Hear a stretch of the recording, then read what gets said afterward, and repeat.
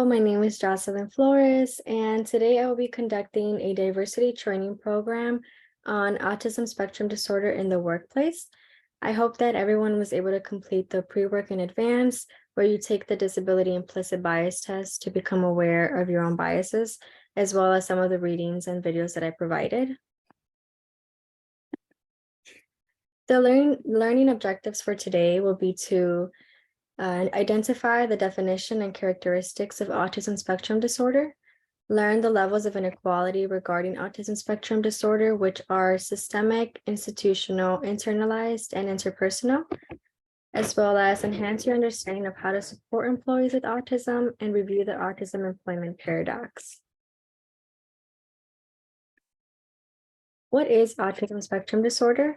I will provide a short clip describing autism and awareness, and then I will review it after. The human brain is an amazing thing. It processes an incredible 400 billion bits of information a second, interpreting the world around us so we can see, hear, taste, touch, and smell. Most of us have what's called a neurotypical brain. This means we process information the same way most people do. But a small percentage of the world's population processes information in a different way. They have an autistic brain, which affects how they perceive the world and communicate with others. Maybe you know somebody with autism. That doesn't mean you know everything about autism. Autism isn't an illness or disease. It's a collection of related neurological conditions, which manifest differently for each person. This is why it's called a spectrum. Every person with autism has their own unique characteristics and behaviors, which means they may react to their environment in a totally different way to someone else with autism. One autistic person might not be able to speak, but can solve complex maths equations. Another might paint beautiful pictures, but struggle to cope with bright lights and loud noises. The autism spectrum affects people across 7 different areas, including social skills, which affects their ability to interact with people in the world around them. Language skills, which impacts on their ability to understand what others say to them, read body language and facial expressions, or make eye contact. Information processing, which makes adapting to new environments or routines a challenge. Sensory processing, which makes them over or undersensitive to their surroundings. Behavioral and emotional skills, making emotional regulation difficult. Sometimes people say we're all a little autistic, but this isn't true. Autism affects people their whole lives and can make it hard to deal with the world. An autistic person has to come up with coping mechanisms a neurotypical person doesn't have to worry about. Autistic people who can talk and have reasonable physical coordination are often described as high-functioning. Yet they often have problems with getting jobs, making friends, having romantic relationships, or organizing their lives. If you meet someone with autism, instead of trying to change them, try asking about their lives and what autism has meant to them. You never know. You might learn something really cool.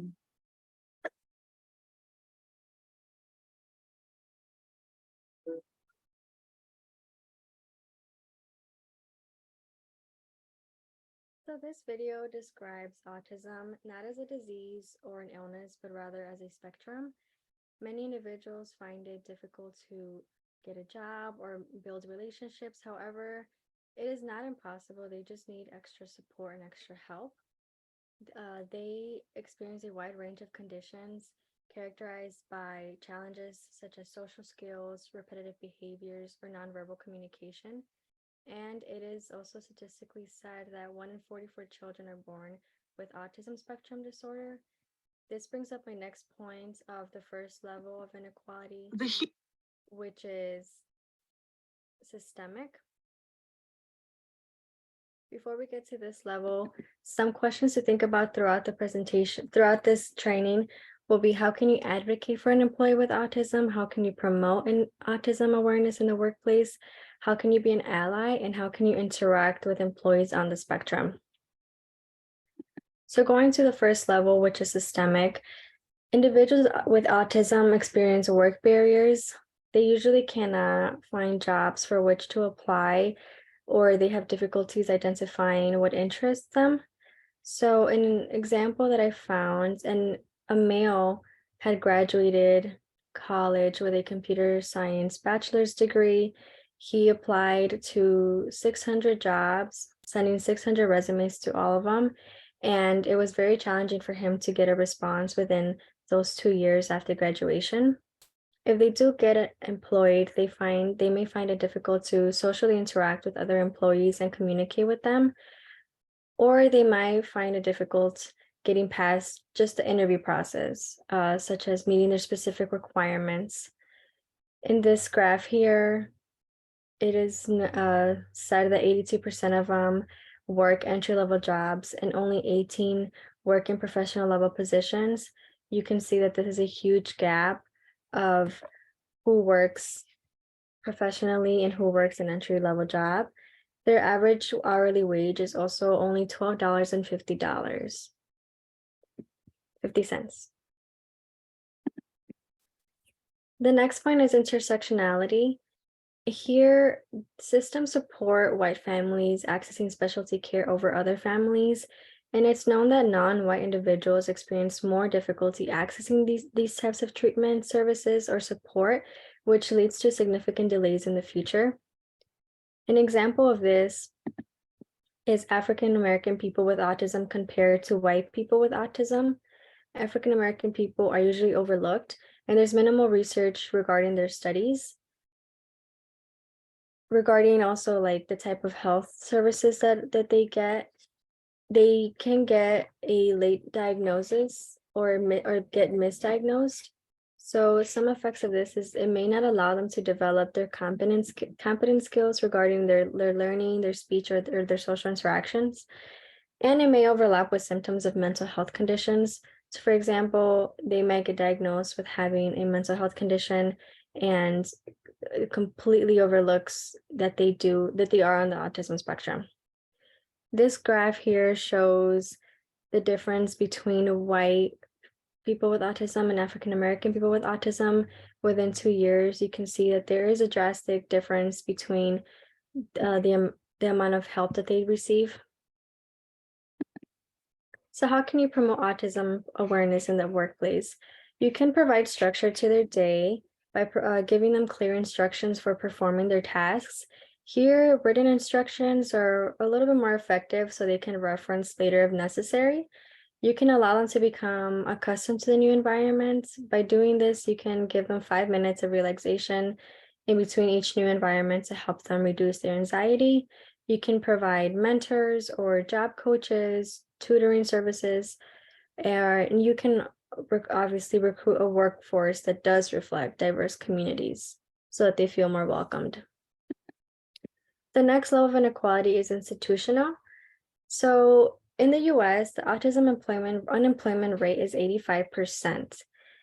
Many of them are less likely to find employment after graduation, as I previously stated about the male who had to send 600 resumes. They can be overlooked during job interviews due to not having what's known as soft skills. These soft skills consist of people skills, social skills, time management skills, and emotional intelligence. Many employers don't fully understand ASD, so they kind of write them off. They write off hires as uncaring or disrespectful.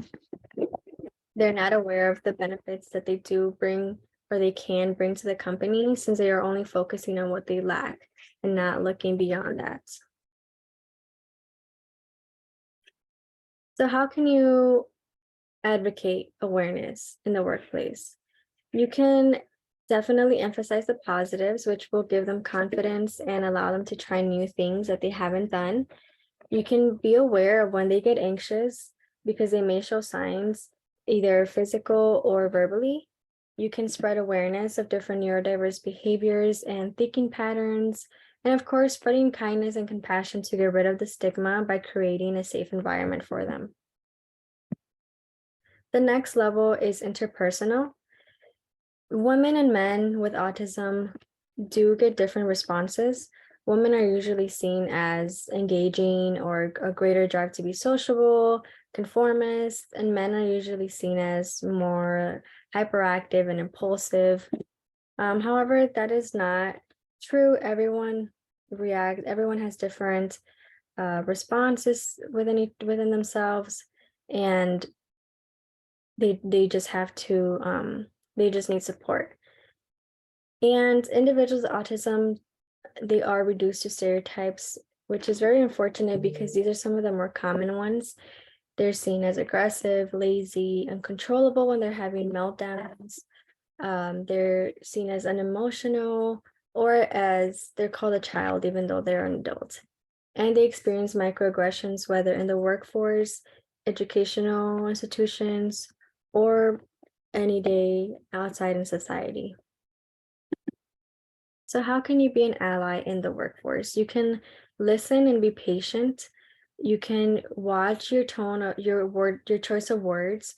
So for example, avoiding the word weird, which is an ableist term, and you can provide reasonable accommodations when needed.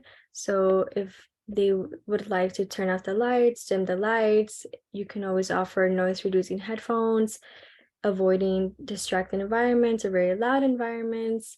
You can respect their personal space, hold them one-to-one meetings, which would be better to speak to them individually, or provide information about changes that are happening in the company in advance so then they are prepared. And finally, the last level of inequality is internalized.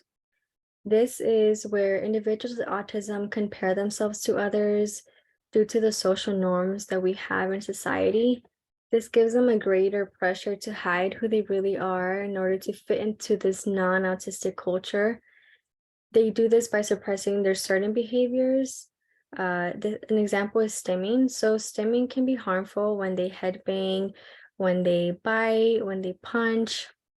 They have a great need to be like others at the expense of their well-being, and they do struggle to read social cues. Because they struggle to read social cues and they cannot always process their own feelings. This makes them unaware of the emotions of other people around them. And there's a term called masking, which leads to anxiety, depression, and suicidal behaviors, where masking is hiding themselves and not showing themselves because of society and their norms of what a hiree is supposed to look like and what they're supposed to bring to the workplace. So how can you interact with employees on the spectrum? You can be mindful of their needs and give them space. Ask and learn their language preferences. Someone may be wanting to be called as an autistic person, and the other may be want to call the person with autism. Keep your language short, so use simple words, shorter sentences, or even visuals. They do go a long way. And provide sense of belonging. It's definitely key in order to give everyone an opportunity to succeed. The autism employment paradox, as I stated before, the unemployment rate is 85%.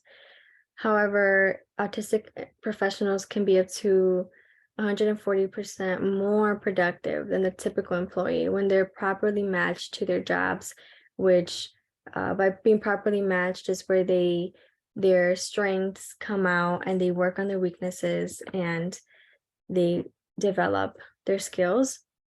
Companies that have changed their hiring process, one of them is Microsoft. They launched a program in 2015, which is the Autism Hiring Program, where they change the hiring process. Instead of in an interview giving them questions, they usually provide them with team building skills. SAP also launched an Autism at Work in 2013, and HP launched a Spectrum Success program. Benefits that it brings to employers are that hiring individuals with autism demonstrate a strong work ethic. They have low absenteeism. They're trustworthy. They have very much attention to detail. They're observant, and they do offer different perspectives to the company that might be very beneficial in the future.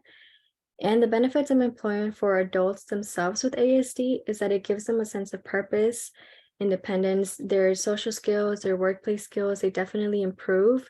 Their self-esteem increases, they get health benefits, and they get a salary like every other employee. So now I would like you to take a minute to reflect on your company and the necessary changes that it needs.